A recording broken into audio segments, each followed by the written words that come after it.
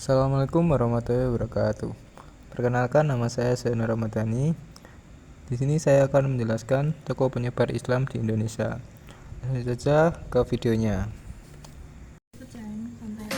Baik, di sini saya akan menjelaskan beberapa tokoh penyebar Islam di Indonesia. Tokoh-tokoh yang saya ambil di sini adalah selain Wali Songo ya. Nah, yang pertama ada Tuanku Imam Bonjol. Tuanku Imam Bonjol lahir dengan nama Muhammad Shahab pada tahun 1772 dan wafat pada 6 November 1864. Beliau adalah seorang ulama, pemimpin masyarakat dan tokoh perjuangan dalam Perang Pasri di Sumatera Barat. Ia berasal dari Bonjol, sebuah daerah di Kabupaten Pasaman, Sumatera Barat.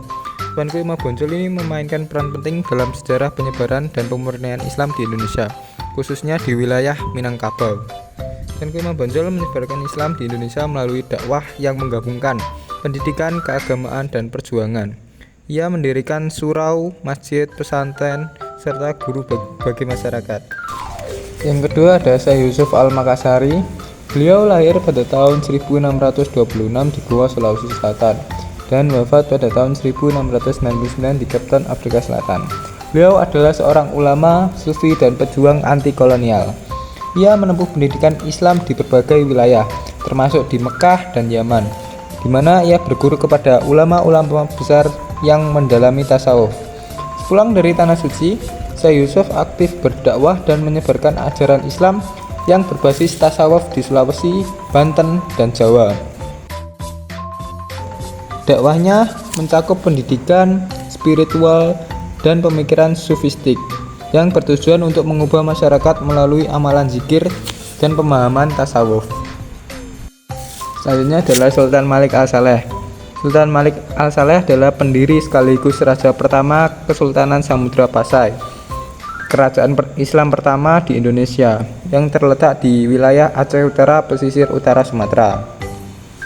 Sebelum dikenal sebagai Merah Silu, seorang tokoh lokal yang kemudian masuk Islam setelah bertemu dengan ulama dari Timur Tengah dan mengambil nama Malik Al-Saleh. Sultan Malik Al-Saleh berperan penting dalam menyebarkan Islam di Indonesia.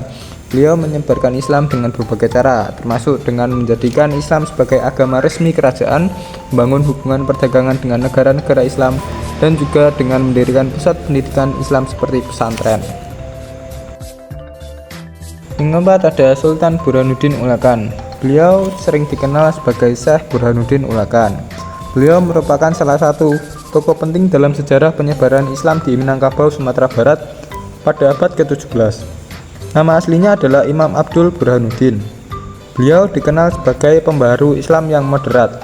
Beliau mencoba menjembatani antara adat dan syariat yang kemudian dikenal dengan falsafah Minangkabau. Adat bahasa di syarak bahasa di kitab buah. Syekh Burhanuddin Ulakan menyebarkan Islam di Minangkabau melalui metode dakwah Bi al-Hikmah yang mengedepankan toleransi dan adaptasi dengan budaya lokal, khususnya adat dan budaya Minangkabau. Beliau mendirikan surau di Tanjung Medan, Ulakan, yang menjadi pusat pendidikan Islam dan pengembangan tarekat Satariyah.